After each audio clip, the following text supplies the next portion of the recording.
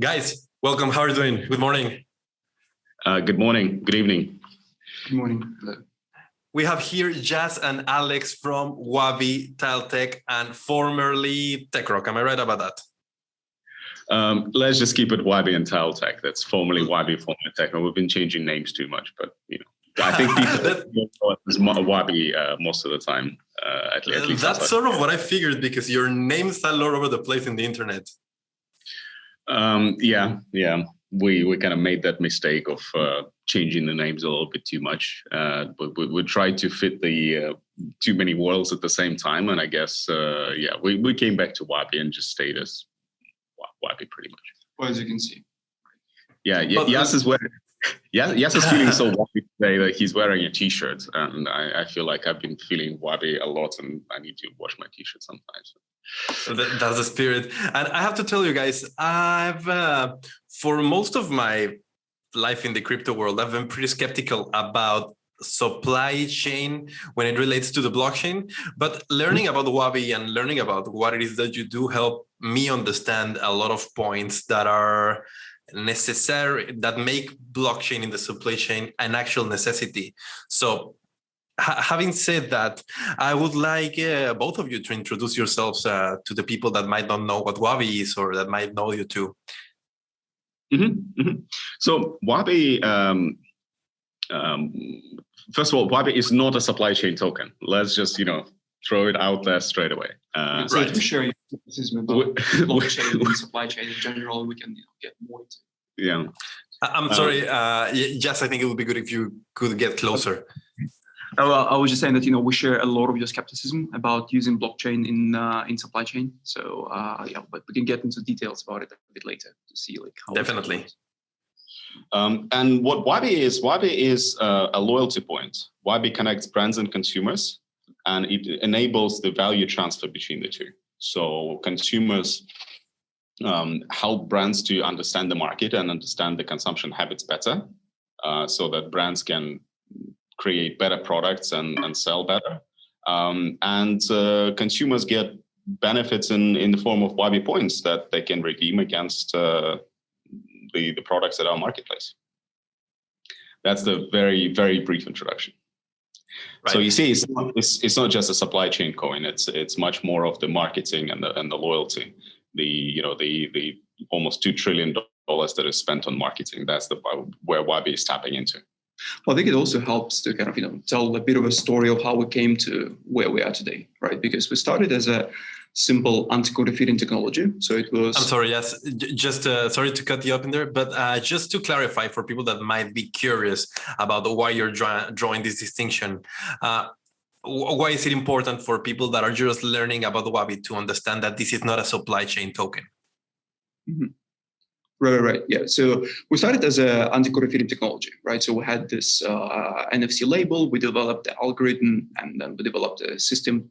How the people would scan this label, change the codes on the back end. It was the back end then, not blockchain, and as well as the label itself. And so what we came to realize is that there is a problem for all such systems, and this is a scan rate. So people are very it's very hard for people to change the habits of how they consume things. So normally when you buy something, you just rip it open, you want to consume it as soon as possible. And so most of the systems that rely on consumer scanning, they have not exceeding usually 3%. So 1% is already considered something good.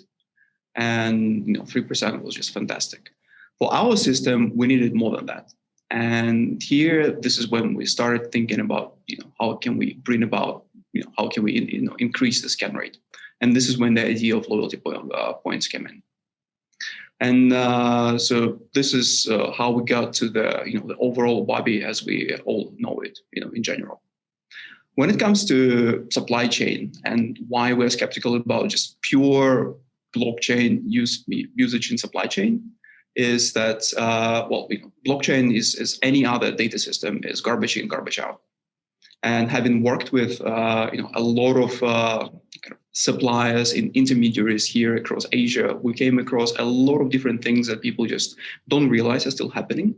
For example, very recently, one of our clients wanted to introduce a very sophisticated IT system, to track all the movements of products, to make it fully automated, fully transparent, etc. But then, they were dealing with a port in Hong Kong, which is a major logistics hub in Asia. And basically, the port just told them that they can only provide them handwritten receipts of cargo delivery. And so essentially, no matter how sophisticated system is, if there is one chain where they deal in handwritten notes, then the entire transparency and the entire completeness of supply chain and blockchain, for that matter, goes out of the window. And so we tackled it through consumer participation, because this is something that you cannot falsify. And this is this last mile verification that we're going for. And this is how we believe we are solving this issue of data completeness within the supply chain. Right. Anything to add in there, Alex? Yeah, I would just add that with the introduction of Wabi points and the participation with the Wabi points, we got the scan rates to almost 50% at some point. That's because our consumers, they were educated about how to use them. They were properly incentivized. So half of the products sold through our ecosystem were actually scanned by our consumers. That's rates unheard of on the industry. The Blockchain People podcast is brought to you by Coin Payments, the world's first and leading crypto payment processor. Coin Payments serves over 70,000 merchants in over 200 nations with industry-low fees since 2013. The Coin Payments wallet lets users hold over 2,000 different cryptocurrencies, which is why they're used by giants such as NordVPN and Binance.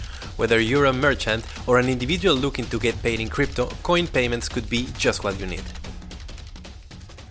Some people that are not familiar with Wabi might have been hearing scan rates here, scan rates that, and I think it's good that we clarify what we mean by that. And basically what people do within the Wabi app is that they can scan a product, they can scan a code on a product, and then that code will take them to the platform where they can find out the nutritional value of the product that they're consuming, in case this is a food item, the safety of the ingredients for allergies, etc., the manufacturer's reputation, as well as some ratings imputed by the same market, by the same people that purchased the product before, and of course, like, the whole journey that the product has gone through to arrive at the product at the customer's hands. So having said that, I really liked reading how your story began. So would you mind talking about whiskey for a while? Oh, yeah. So this is how a lot of things in life happen, right? With whiskey, yeah, I agree. If you're a shoemaker, you're not gonna have shoes, right? And that's kind of how it happened with us. So that was the time we were in the very early stages. We were an anti-counterfeiting company, right? We created this anti-counterfeiting technology, and on the day we decided to formally set it up as a company, Yaz went to one of the major chains. Actually, it was in the city of Hangzhou. Interestingly, the city of Alibaba headquarters are in Hangzhou, and Yas bought a bottle of famous Japanese brand of whiskey.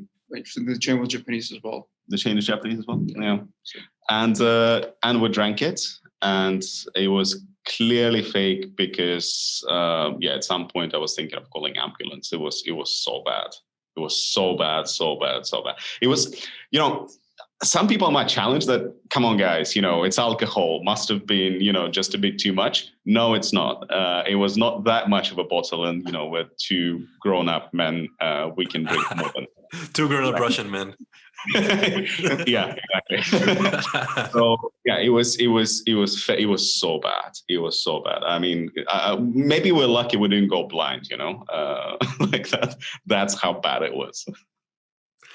So yeah, it was kind of telling that, on the day that you are starting an anti-counterfeiting company, the founders just get sick with fake alcohol, and we're like, yeah, it's right there. It's all this problem. That's how it. So you two got sick, and then you undertook this journey to start working in the verification of products, because apparently there's a huge counterfeit goods problem in China, right? Something that it sounds logic given the amount of fake stuff that just comes out of there.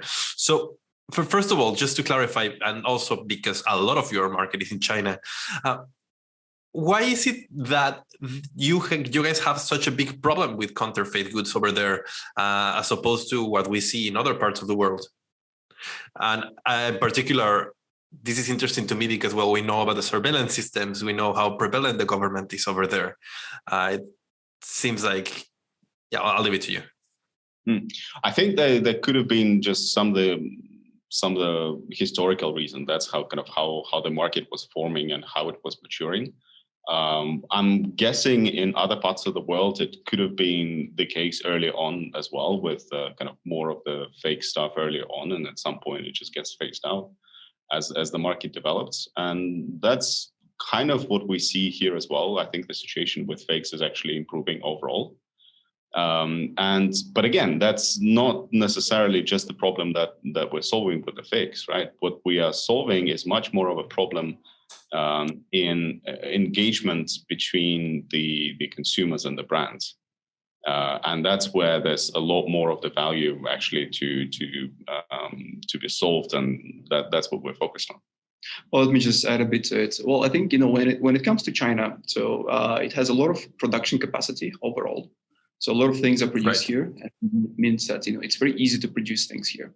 So if you have any idea, you go to Shenzhen, you implement it, you build whatever you want. And same goes for foodstuffs, and same goes for clothing, etc. So it's very easy to find production facilities. Similarly, for all the fake, for the fake industries, the margins there are just huge. People just don't realize it, but how marginal these products are. But with alcohol, it can, for legitimate manufacturers, it can go all the way up to 60% gross margin. And if you make it fake, obviously it's 90% gross margin. And say, it means that if you can produce so much, and so much of it can get confiscated by the police, but still you're making money because, well, first it's easy to produce. Second, it's just so marginal that it just makes sense for you to keep churning out this fake stuff. And obviously there are these issues with lack of supervision, and it's a big country. It's still a developing country, and it's a developing market. And so I would say that compared to the West, it has definitely catching up in terms of purchasing power. So people are buying more and more expensive stuff, but at the same time, it just doesn't have as rigid of supervision and controls that would help without the fakes.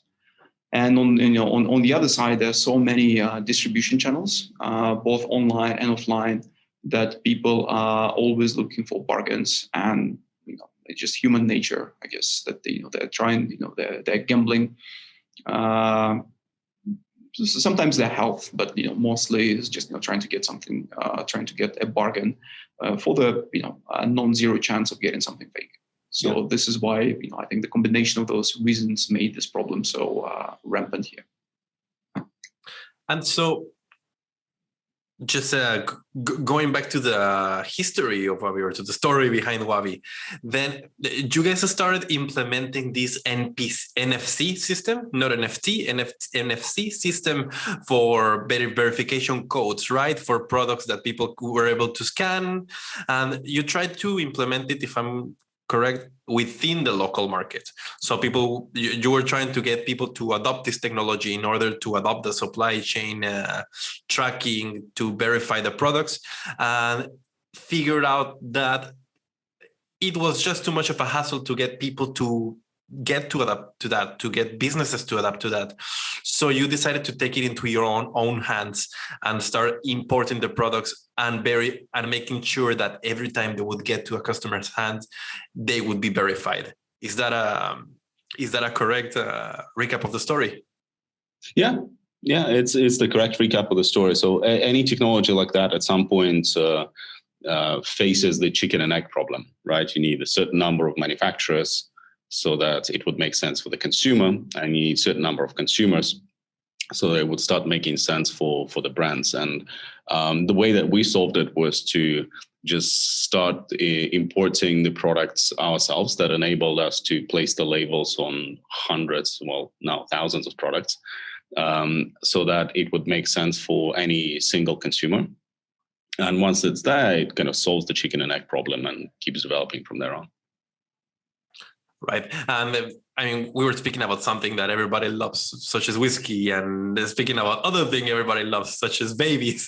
Your product has a big use case with something that people don't want to gamble the health of others in this case, for a non-zero chance of a non-fake product, like it is with baby formula, one of your earliest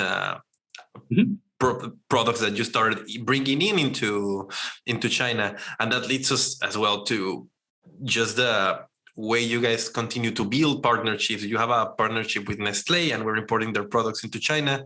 So you take effectively a lot of responsibility doing that, right? Like, your product and your tracking has to work, and it has to be pretty much impossible for anyone to find flaws in your security model, because otherwise you're risking the lives of people, right? So how did you first set out to bring these kind of products, and what types of security concerns were you looking at, especially that you solved through the blockchain? Well, there's when we speak about our labels, it was the two kinds of security that we had. It was the physical security, the digital security. So physical security was about making sure that you can't just rip off the label and place it on some other product. And that's fairly easily solvable with the right combination of the materials, with things like the right glue, the right antenna, etc. The way that our labels worked was that if you try to take it off the product, the label actually breaks. So you can't really take it off the product. It may be possible to do it in kind of the lab environment, but it just becomes so costly for a potential counterfeiter that you just doesn't make sense to do it. And then there was the digital security, and that was where the whole innovation really came in. That was we made sure through the authentication algorithm that no one could really make a copy of the digital copy of the label. So with every scan, we were essentially changing the data on the label, similar to how the nouns changes with every transaction on Ethereum, right? So every transaction is unique this way. And we were changing the data on the labels itself, as well as on the back end of the system with every scan, and that ensured the digital uniqueness of the whole thing. And once you place it on the blockchain, it enables a lot more trust in the ecosystem, right? So that kind of creates the meta trust in us as the operator of the system, that even ourselves, as the company, we could not fake the whole thing. And we're speaking about things that people in crypto don't speak about as much, right? We're speaking about labels, we're speaking about products, we're speaking about whiskey and babies. And well, it's refreshing to not be only talking tokenomics and not only be talking prices, but talking about how actually the technology runs behind the things that we interact with in every day. I mean, like, the retail market is just the biggest market out there. And of course, if we want this technology to get to mass adoption, we want to start building solutions for that sector. So yeah, having said that, because most people are wondering at this point where those crypto and tokens and all this come in the equation. Like we said in the beginning, Wabi is a loyalty point. You can think of Wabi. You probably know a lot of the other loyalty points, like air miles, essential loyalty points, right? So you might have loyalty points with your local retailer. And Wabi is a loyalty point with one, it has a fixed total supply. So there's only 100 million Wabis and there cannot be more than 100 million Wabis. It's written in the smart contract and with again, meta security, even us, we cannot change that. 100 million Wabis is 100 million Wabis, can't be more. And on one hand, so that's the supply, if you will. And then the demand is in people using the Wabis or Wabi points, and the manufacturers using the Wabi points to incentivize people to do certain things. Like, for example, for recent work we were doing with the Japanese source company, they were entering it's a pretty big and famous Japanese sources company. They're huge in Japan, and they were just entering China. Almost creating a new category because they have pretty special sources, and they were doing the market research, trying to understand how to fit their sources into China market, etc. And they were incentivizing the people to engage with their sources, to try their sources, to leave the feedback about their sources using Wabi points. So that creates the demand. Yeah. Sometimes people say, well, how much value is there in loyalty points? Well, we're tapping into the marketing budgets. That's the biggest budgets that consumer products companies have. It's a lot bigger than anything else. It's a lot bigger than the IT budget, anything else. And so on one hand, you've got the fixed supply, 100 million. On the other hand, you've got this increase in demand. And importantly, consumers, once they receive the points, they don't necessarily spend them straight away. They hold them. So effectively reducing the supply available in the open market. So that's the whole kind of where the whole tokenomics is built. And then the other element of the whole tokenomics is the actual open market with the trading of the Wabi, which essentially sets the price for it. And of course, there can be quite a bit of a speculation within that market. But that, frankly, that helps us in a way that it actually engages the consumers even more. There was a recent surge in price of Wabi, which meant that the value of each loyalty point that our consumers were holding was much higher. And we had just a flow in orders. Consumers were like, oh, wow, I can buy so much more with my Wabi points now. And they just did. Well, I think what's more important is actually that they started to scan much more, and then they will bring in more people into the ecosystem. Because obviously, the price goes up for them, the value of the loyalty point goes up, and they want to get more, so they go and keep scanning. Yeah, imagine that. Which air mile system do you use? Like, what's yours? Which what? Which air miles do you have? Like, which airlines do you use air miles with? I don't use air miles. Yeah, sorry. Bad example. But let's say I use American Express, whatever.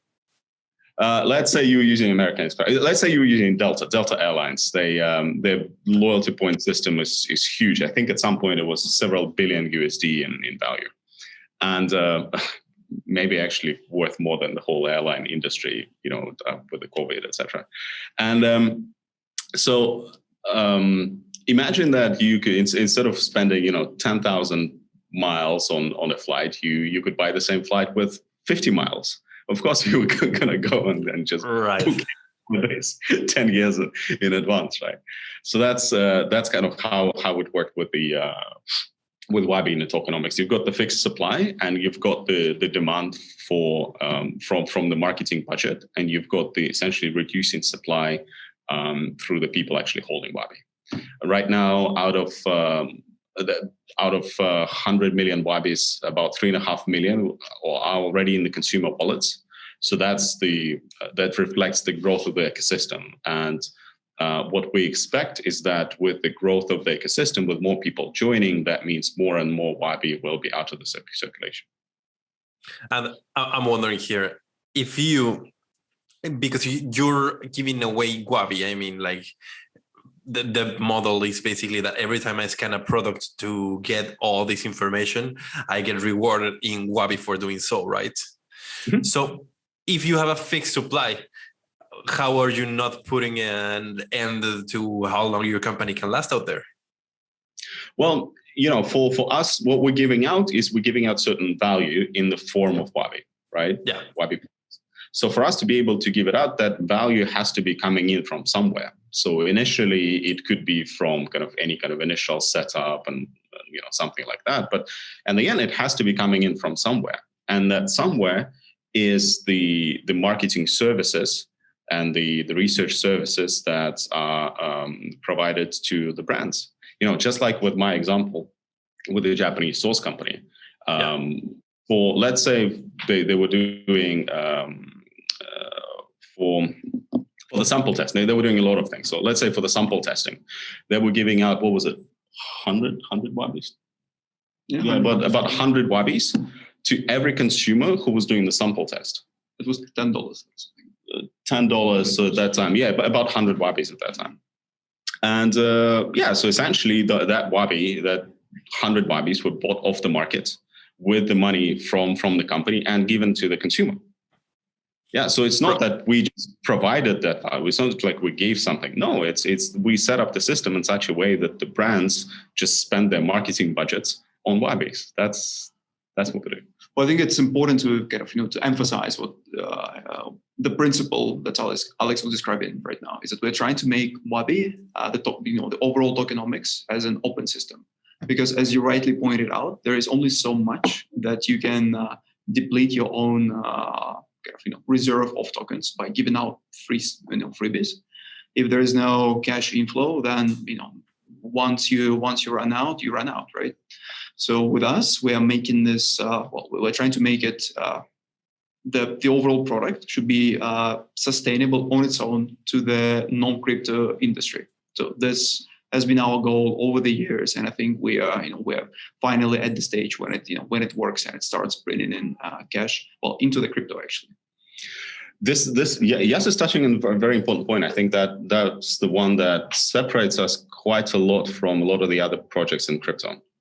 So when you look at anything in crypto, normally it's been crypto for crypto.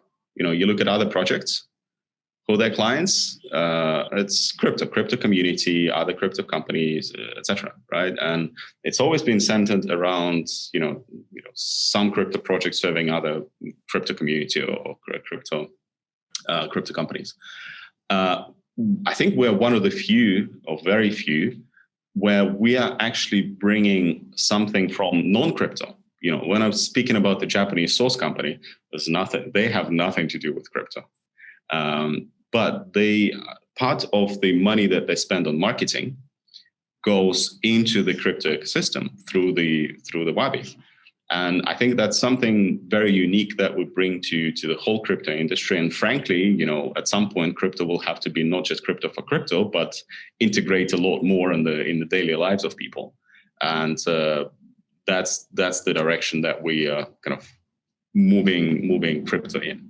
Well, because the way it works right now, another way to think about it is that pretty much, the only source of cash that goes into crypto, at this stage, institutions or retail investors investing into Bitcoin. Then, when it grows, then it kind of trickles down to say Ethereum and other big cap coins, and then it trickles down to small cap coins.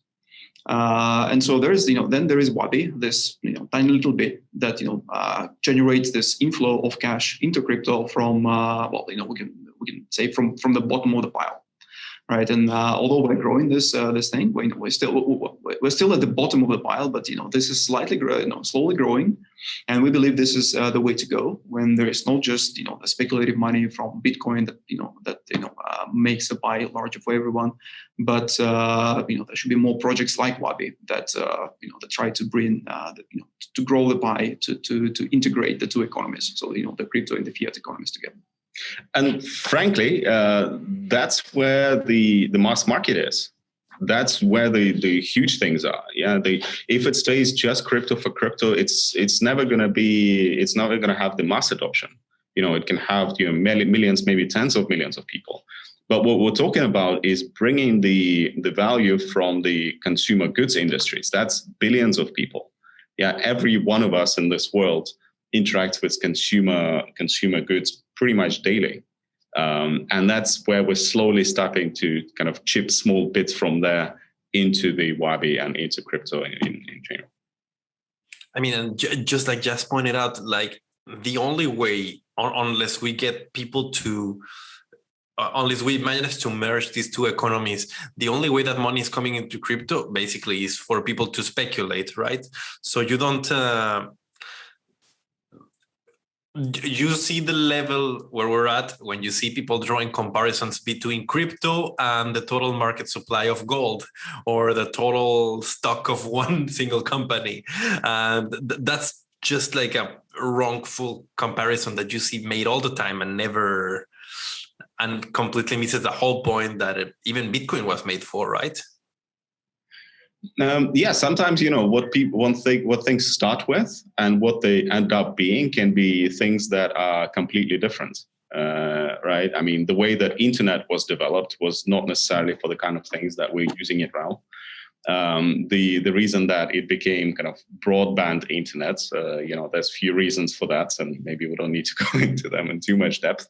But because that was the first step, and for a lot of people it would be a questionable first step. But now, because of the broadband, we're able to have a video call. Brilliant. So I think crypto also started with largely the speculation, and hopefully it will move more and more into just more normal life use cases rather than just a speculation. Well, I think with recent, Dogecoin story, I think, we're moving slightly away from this vision, Alex. Yeah, maybe a bit of a side step. That's true. But and you see, and you see Elon Musk is trying to offer ideas to fix Dogecoin, right? Like. Well, to us, at some point, it just sounded like a big prank for all the crypto, basically saying, look, your biggest, like one of the biggest coins is just a joke coin.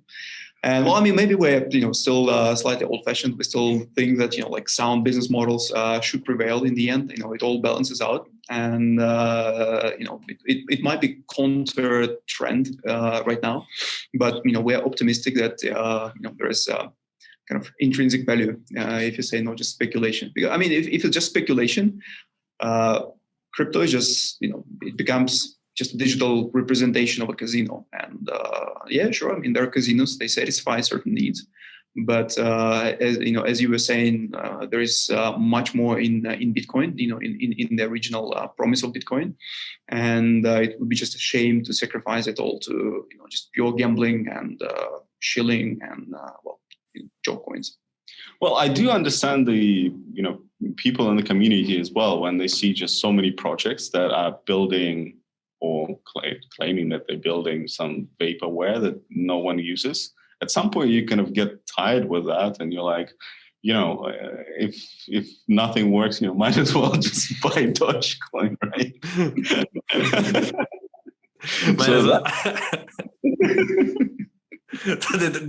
You heard it right here in Blockchain People. Wabi founder advises you to buy Dogecoin. This is gonna be the title of the video.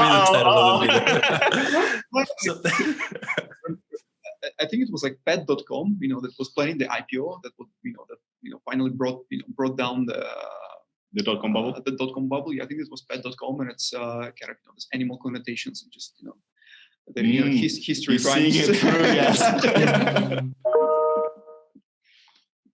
I never knew. Like, I never found this out. What the hell was it in pets.com? Why was it that bad? Oh, it was one of the projects that just raised loads and loads and loads of money. Yeah. Seems like that's what they were good with. The product that they built, kind of the services, the products that they built was not used enough by the people. So it went bankrupt. I think they were hoping for... So they were raising money, and they were hoping for a big IPO so they could pay back, huge amounts to the investors. But, if maybe it's good they didn't manage to do that, because it's just that the later people, the more of the retail investors who bought into the pets.com or would have bought it into the pets.com and to the IPO, they would have lost the money. It always boils down to the actual usage, the actual value that you bring beyond any kind of fundraising efforts. And I think that's just as what we were talking about before, right? the whole crypto, it has to be used by the people. It can't be just speculation for it to be sustainable. And yeah, in particular, I mean, we're talking about prices, we're talking about spending in actual products, and the gambling part. And of course, when I was researching your token, a lot of YouTube videos show up, right? Why Wabi is the next 100x coin? Why Wabi is the next 10x coin? How to Wabi this and that, and all related to the price. But I guess when you have a token like this, you want it to be more or less stable, right? Because you want people to predictively know what they're going to be able to buy or not with the token. So how do you deal with having the token just fluctuating in price with your while you're selling your own products? So not your own product, but while you're selling products. When we were just starting, there was this thinking that maybe it would be a problem. Maybe it would be the problem for the consumers that the value of their loyalty points fluctuates, and maybe they wouldn't like it. And sure, they don't like it when the value goes down, but if you compare it with when the value goes up, they're also very excited. So overall, what we see, the fluctuating parts of the loyalty points actually helps. It helps in bringing a lot more engagement. If the loyalty points are stable, they just there. When you go to buy something, you go and spend them. But if they're fluctuating, you kind of go and check out the value more often. So that means people basically open our portal or just go into the shop more often to check up the value of the points. And immediately that's more engagement. Yeah, immediately that's more engagement. They see it. Oh, there's also an interesting product and they buy. So it kind of helps. But it's also kind of important to point out that our consumers, they're not necessarily. I mean, they're very different from crypto hodlers or crypto investors. Is that in first they got the tokens for actions, so they didn't. It's not as if they bought it. So this is one thing. And second, because it's a loyalty point, they tend to. There is usually a certain threshold beyond which they just don't hodl. I mean, surely there are a few people who accumulated quite a few tokens here and there, but usually once they can buy something they want, they redeem it, right? So they keep it there up until they can buy something, which is can be like $10-15 item from our store. So within this range, the fluctuations that we're seeing on the market are not actually that impactful for them. So it's enough, as Alex was saying, to bring them into the store to check out, what can I buy? Can I buy a more expensive thing? Did the value go up like 15-20%? What can I do with it? But it's not kind of a value destruction event, with all this crypto fluctuation. So okay, so they lost a bit, they won a bit. So overall, as a system, it works out fine. I just realized that when we speak about our users, we never mentioned the numbers yet. So when we talk about our users, these are not the typical people in the crypto community that you would see. People in the crypto community actually tend to be men and tend to be between the 20 and 35, I think, in age. So age-wise, I think our consumers are somewhat similar, but it's 80% women, and they are spread across China in over 500 cities. So kind of all over China, around 70,000 consumers. In fact, our kind of these consumers, they're very often they're young mothers. Very often they know nothing about crypto, nothing about blockchain, but they still get the benefits because they scan the stuff, they get the points, they redeem them. That's kind of things that I understand. And I think we may be one of the few projects where kind of the number of people who are actually using the stuff, our users, is much bigger than the crypto side of the community, where even our Twitter is like 43,000 people. So that's the biggest channel, but still smaller than the number of the consumers. And I'm not sure you'd be able to name any crypto project which is kind of has the adoption side bigger than the crypto community side. And you mentioned a really good point in there, because you have this little map right on your side, and you can see live every time someone scans. And you're right, most of the names were women, or most of the people scanning were women, for what I could see. The marketing, backtracking a bit, because that's where you sort of sorry, I was just thinking, like, it's a bit like a gateway drug, right? The token, because I started off scanning a product, and now I'm hooked to the crypto market and looking at Bitcoin prices every day. And you managed to attract these companies and these partners by bringing in a share of their marketing budget, right? They start putting in money to give away these rewards and these incentives, and therefore they get to, basically they get to benefit from the platform. But I understand there are also some additional features that you might want to talk about that help these marketing campaigns optimize and get better, and companies get the bigger, better results. So can you speak a bit about that? Sure. There's few things that I think could be the best examples. One is the engagement features of the platform. So when companies spend their marketing budgets, very often they're kind of blind in doing that. Very often they do the research upfront, and sometimes it's completely irrelevant research with like consumer panels that they do, etc. We give them a very quick, very agile, and very thorough way to engage with consumers to understand whether what they're doing in marketing is right or not. So they can very quickly ask the right consumers the right questions, or they can send them the samples, and then they get the feedback from the consumer. And the whole trick is that you do it very, very quickly. So you iterate quickly, and you learn from your consumers very quickly. So you're always the first in the market. That helps our business clients to really be the leaders in their particular categories.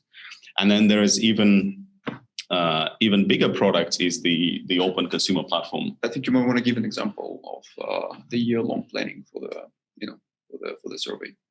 Oh yeah, we were speaking to a leading marketeer at one of the biggest cosmetics brands. It's a French cosmetics brand. But everybody knows. Everybody knows that, but it was a confidential discussion, so I can't really name the name. But drop your best guess in the comments, guys. Who was it? But basically, for them to run a simple survey, it was taking 6 months. Because you need to kind of get it right up front. You need to consolidate it with multiple departments, and you need to make sure that everyone is happy with it before you actually run the survey. With us, within 6 months, they could have run like 20 surveys, one after another, each one learning from the previous one, meaning that they would get a much more thorough and much deeper results at the end. And each time they would incentivize people with the Wabi points. So everyone benefits. The companies get much better results for their marketing, and people get value for actually engaging within the process. So basically, you're probably familiar how digital marketing is different from traditional marketing, right? Because many people are not quite aware of what traditional marketing usually involves. So these large companies, we're talking about the size of like several hundreds of billions in revenue potentially, right? So for them to do anything new requires a lot of different iterations and internal approvals. And so when they want to understand something, or they want to change something in the way that they present the product, there will be like several months worth of studies, researches, consumer interviews of trying to understand one little thing. And essentially what it boils down to is that if if the question that you want to ask at first is wrong, it's a wrong question, then whatever you do afterwards is just it's just useless, because you are spending all this time answering the wrong question. And that's why the marketing as we see it being done. And both of us come from consulting companies, and we spend a lot of time working with marketing departments there. And so it's quite a pain for them to interact with the consumers overall, right? So if you want to get some opinions from consumers, okay, so you run a survey, you ask, I don't know, say 1,000 people. So 1,000 respondents to a survey seems to be like an average that they do. But then who are those people? So they go to companies, like specialized providers like Qualtrics or SurveyMonkey, and then those companies have paid panelists. So people who are professional, who are professionally sitting there answering questions that companies provide. And how do you know that they're representative of your consumers? And how do you know that that the consumers that you are targeting are going to be reacting as those people who answer your surveys say they would? How do you know they're not students making money pretending they're someone else? Yeah.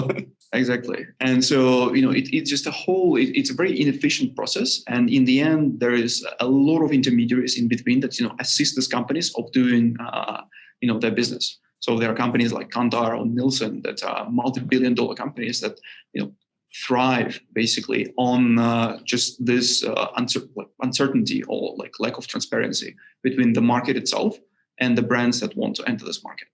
So the problem that we're solving with this access is providing this platform or protocol, if you want, for the brands to ask consumers and interact with the consumers directly. So you use Wabi as a way to extract this data from the consumers. And so obviously we generate ready-made data sets. So this is when consumers are scanning something. So we know what they're scanning, where they're scanning it, and we can get later to this. But then they can also generate new data. So basically, as with this Japanese sauce manufacturer, we had several hundred of consumers essentially taking photos of every single dish that they made throughout the week using the sauces. I mean, we can share some of the pictures that that we got from the consumers later on. It's quite fun. And actually, during the research, for example, this particular manufacturer, they found out that despite the original planning, children really enjoy the sauce. And so they changed the way that they're going to do marketing in China. So instead of doing traditional Japanese, very upright kind of sauce, they're going to make I think it was one of the anime kind of small bottles for children so they can eat better. And I have a son, so I know that it's often challenging to make kids eat anything. And I'm pretty sure that if there's something that they like, the consumers are just going to jump onto it. And this is something that they would never know unless it emerged organically from our consumers, essentially just interacting with the product and sending feedback directly to the manufacturer. If we think of the impact that it has on their business, so they're big they're a big famous brand in Japan, and they're entering the biggest consumer market, which is right next to them, which is China. I don't know how much money they were initially planning to spend on marketing, but let's say you're planning to spend 50 million. That would have kind of gone to waste because it wouldn't work. It would have been kind of a wasted opportunity. But because of the engagement that they've done with our consumers, they've learned something very unique that is very likely to make them very successful here in China. And they made a cash injection into crypto, right? So everyone benefited. Everyone benefits. I just would like to spend the next 20 minutes talking about the weirdest photos you guys have gotten on the app. So go ahead. The floor's yours. I mean, we can share the photo so you can actually put it onto the let people see them on the comments. Does it look what I think it looks like, or? Oh, they made a really good job with that. I mean, they were very proper. In terms of cooking, they were trying to essentially sell the sauce. Do you ever get some non-related stuff? Some a few selfies here and there. No nudity, I hope, right? I mean, there were some body parts, I'm sure, but it was still kind of PG friendly. Good. All right, but just going back to the marketing part, man, I went to marketing school, all right, and this was before they taught digital marketing in marketing school. So 2 years after I left marketing school, everything I learned was useless. That was a fun bit. There you go out to the real world, Carlos. Learn everything again by yourself, and eventually we. But of course, a big part of marketing school, particularly pre-digital media, social media marketing school, was learning how to properly do surveys, right? And surveys take a long ass time. They're super inefficient. They're expensive to conduct. Like you say, they involve a lot of bureaucracy. At some point, you never know if people are telling the truth or if people are just telling you what you want to hear. And it's pretty rare to be able to be talking directly to people that you know have bought a certain product for sure. And not only that, but you know how they rated it and you know how where they bought it at what time. And I think it's great that you have this way for, like you say in your website, for companies not to eat the whole pie, for companies not to get all the data, but also for users to get something from sharing their data, and just incentivizing the crypto market in the process, man. Props for that. Thank you. I think we managed to kind of connect a few completely different worlds together in a way that everyone benefits overall. So that's I think that's one thing that we already achieved. Now we just need to make sure that it keeps growing. There's another thing that's another like slightly different angle to marketing services. So I think this is what ties us into this whole supply chain thing that we mentioned before, right? So our our consumers, they scan barcodes as well as just normal barcodes, and we also get the location of the scans, of where the scans took place. So we kind of have a whole map of all the retail points here, so we know where the products are being scanned. And so here, when you connect this to a particular batch information that you currently have, what it allows you to do is to control your distribution in a very efficient way, right? So basically, even if your products are not being counterfeited, there are a lot of monkey businesses going on between different distributors that you allocated certain regions to. So because the price discrimination between regions is quite frequent in China, and there are major economic discrepancies between, say, East and West. A lot of distributors who are from cheaper locations, they have an incentive, economic incentive, if you want, to take their stuff that was allocated for poor regions and ship it directly and sell it in the richer ones. And so by having this army of scanners, we can actually offer this distribution control as a service to the manufacturers, right? So they know where their products are being scanned, and when we see some hemorrhage of products from one region to another, it's an immediate kind of a red flag that they can go and investigate.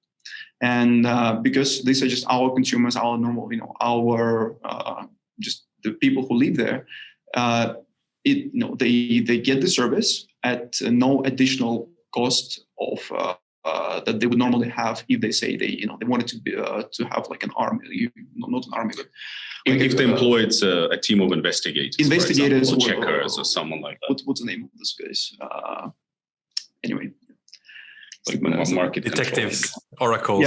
Yeah, exactly. The detectives, but there's a whole name. So the brands would have this guys going out checking out whether the badge the badge number kind of matched with a particular retail location, and it matched with whether the product is being sold where it's supposed to be sold. And we're solving this by on a large scale providing this verification of product distribution. Mm-hmm. And so this is another angle to the marketing services. The reason I like this is the open consumer platform product that we built, and one of the biggest reasons I like this product is that for us as an ecosystem, it offers an opportunity to grow in very big steps. So all the other stuff with the own consumers, the the marketplace, etc., the way that it grows is a bit more organic. It's kind of step by step. It keeps growing every day, but it doesn't necessarily grow by 1 million consumers tomorrow. But with the open consumer platform, the way it works is the brands, pretty much any brand, any packaged goods brand, can place our codes on their packaging, and then immediately, just with one client, it could be codes on 100 million packages per year. And I'm not talking the biggest brands. This is like mid-sized brands. And then you get a certain percentage of that you get as people scanning the products, and that's like growth of 1 or 2 million people. That's possible within a year for us.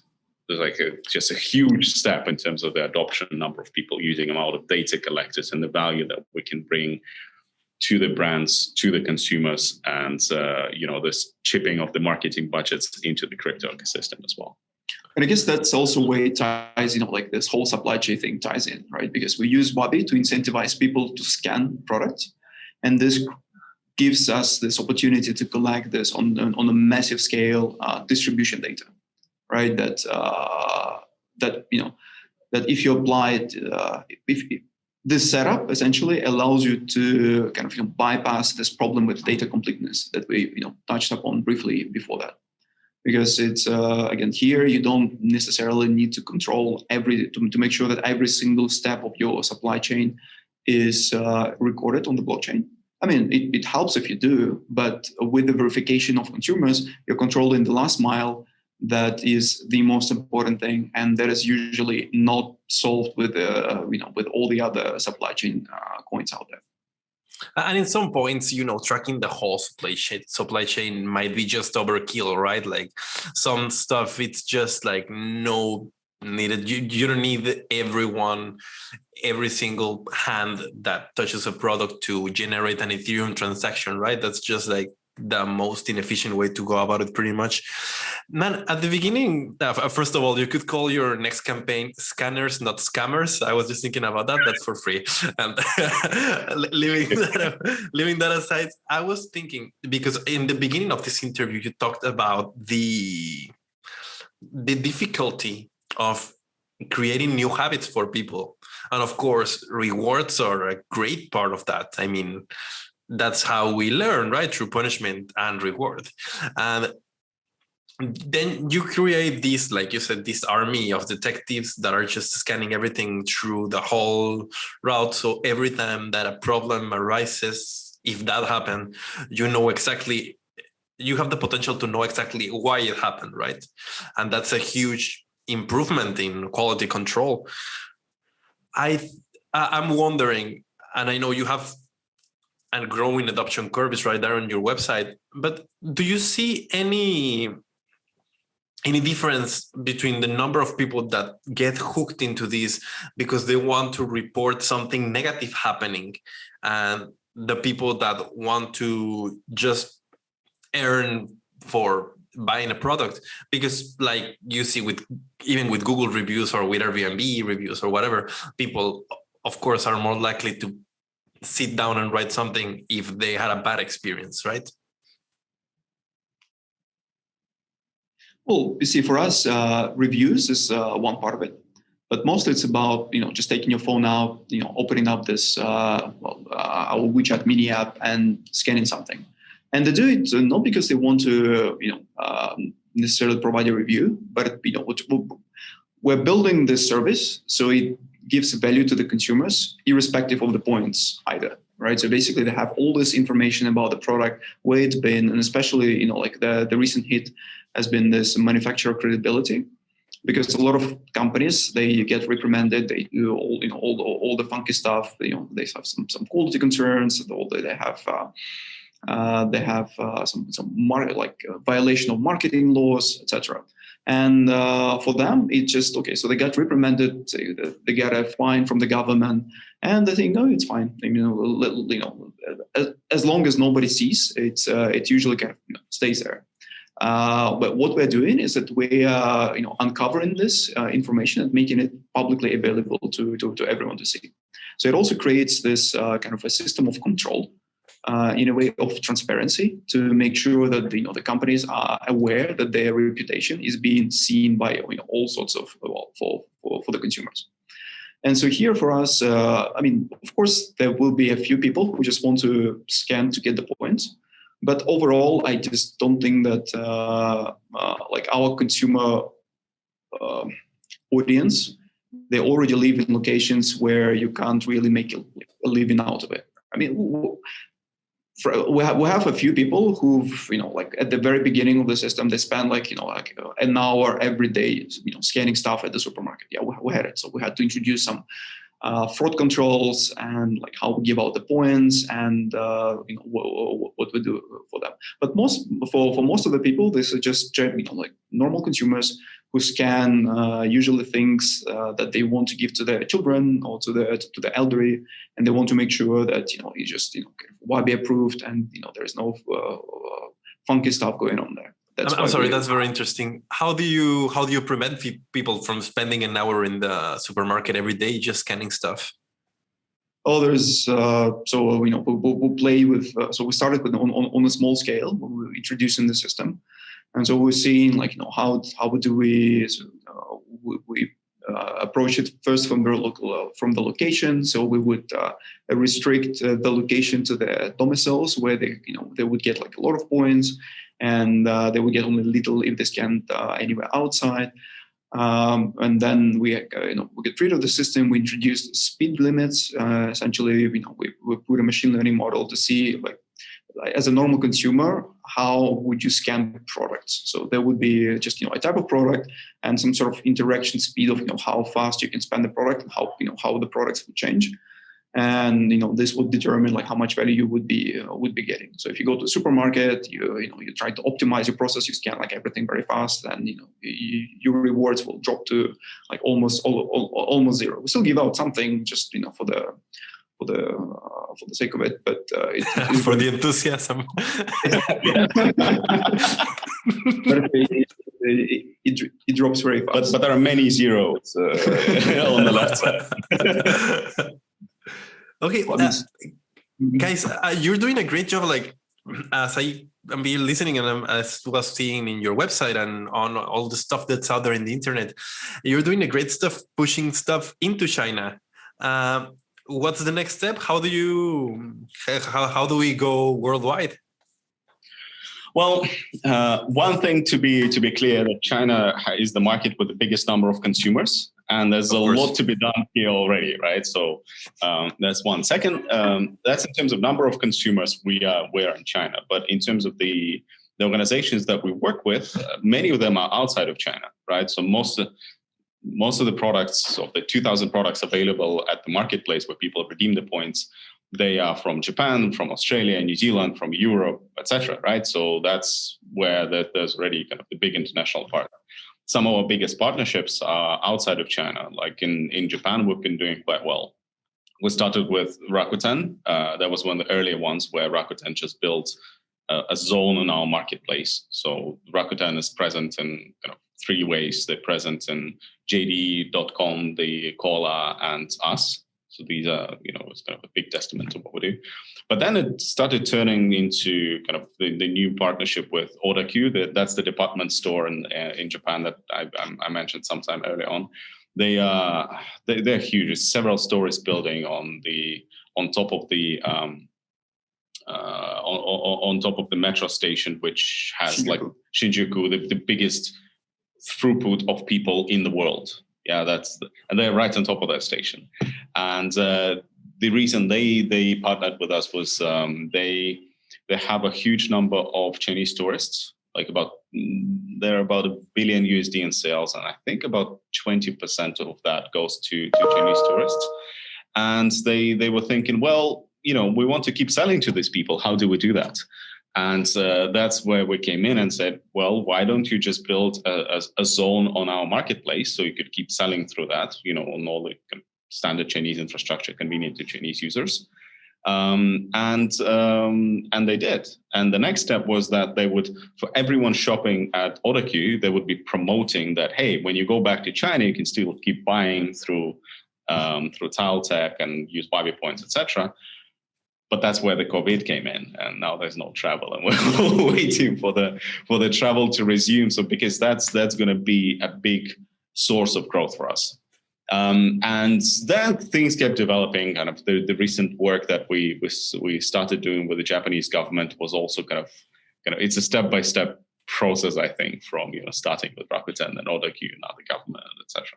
So I think the international things are happening already. That's especially more in the B2B relationships. But we are thinking of extending the consumer side of the products as well to more of the international community, from just China consumers to the international, and that's in the works. And I think when it's ready, I think it's going to be super exciting, because that's going to be a very good scale, and that's going to be the products that everyone in the crypto community will understand as well. Right now, when we speak about the WeChat mini program, many people are like, "What's that? How do I use it? Where can I try?" And understandably, it's harder for people in our crypto community to try our products because they're not in China. They don't necessarily use WeChat. They don't necessarily know what's mini app. And that's the stuff that's widely adopted here and everyone in China uses.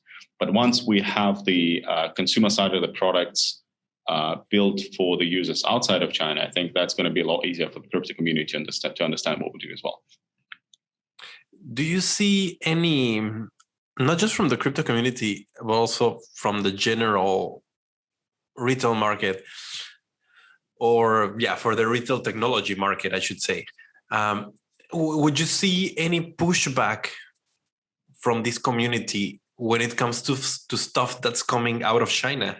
Because I know there's quite a bit of reluctance. People don't really tend to trust that much stuff that comes from China. There's a big... I understand. There's already a big... so sorry, just to finish driving this, that there are big rumors right now about the Chinese upcoming digital currency, the way that they're trying to enter cryptocurrency. So what are your general impressions in that side? I think we don't really see as much of the pushback for the stuff coming out of China. I think if something is good, then people use it. Some of the biggest crypto exchanges have roots in China, and people seem to be okay with using it. But that's a big step, right? You trusting quite a bit of money to the exchange, and that seems to be adopted just fine. So, well, Hoteltech.com website, although right now it collects data for China market, but it's not going to stop there. So it is essentially we're building this, if you want, an interface with the overall system from so that anyone can use it. So right now it collects metadata from social media and e-commerce from the biggest market. So we started with China, but we're going to be adding more markets there. And it's not necessarily, I just don't see it as coming out of China. I mean, we are based in China, but Hoteltech.com is just a global marketing tool. That's the way we see it. I mean, once we plug in the international consumer tool that Alex was just describing, it's not going to be limited to any market. But when you're talking about digital yuan, though, this is I think this is quite interesting in terms of what's going on here, because we can see that there is adoption going on of digital yuan everywhere. But I would not necessarily equate it with kind of crypto adoption, because I don't think the two necessarily match up. I think this is just an effort on behalf of Chinese government to bypass the banking sector and get more. On the one hand, provide access to the financial system to a wider population of, especially people in the Western China, and on the other hand, have more, let's put it, visibility of what's going on within their own financial system. So I was hesitant on whether to bring this topic up in this interview, to be honest, and I see that it's not like the easiest corner to get into, but I was just curious to see your impressions on this, because you do see a lot of talk in the crypto community about, you see both sides of the story, right? You see the digital yuan is coming and there's no way America is going to ban crypto because that would be leaving themselves out of the whole world's their Web3 economy, whatever they call it. And then the other side that this is coming and it's going to end everything. So yeah, it's just good to have you guys elaborate a bit on this when you're right there and have probably a more nuanced vision of what's going on in there. How do you compare it to crypto adoption within China? Well, by miles and miles, I think digital yuan is I mean, you can pay in 7-Eleven, or you can pay in any grocery store with digital yuan right now. So in terms of kind of adoption, it's there. I don't think that yet that many people are using digital yuan. Like, I haven't seen too many of them. I think it's still kind of in a testing stage. And I've seen a few interviews with the local retailers, and they're a bit cautious because they're afraid that they will be charged for it. Because the digital yuan essentially competes with existing payment systems that are very well established in China. The Alipay and WeChat, everywhere you can pay. It works seamlessly with all the bank cards, and most of the population is already there. In China, you basically don't carry your wallet with you. You just carry your phone. Yeah, you don't necessarily carry cash. You don't carry cards. You just carry your phone and you pay with QR codes everywhere. That's how you pay. And digital yuan is essentially trying to solve the problem that has already been solved from what we can see. But definitely, the government is definitely behind it, and they're pushing it everywhere. And once they decide to do something here, they'll probably see it done, despite it might not necessarily be feeding to the market or answering any business needs. But again, digital yuan is I would not consider it crypto. I think it's let's put it this way, ideologically in the opposition to crypto. Right. So it's essentially control versus centralized control versus decentralized republic of crypto, if you want.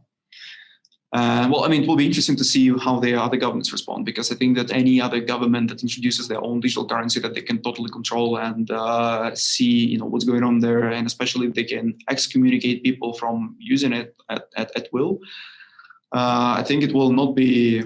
I think they will be taking the side of this kind of centralized control, fighting back against decentralized crypto.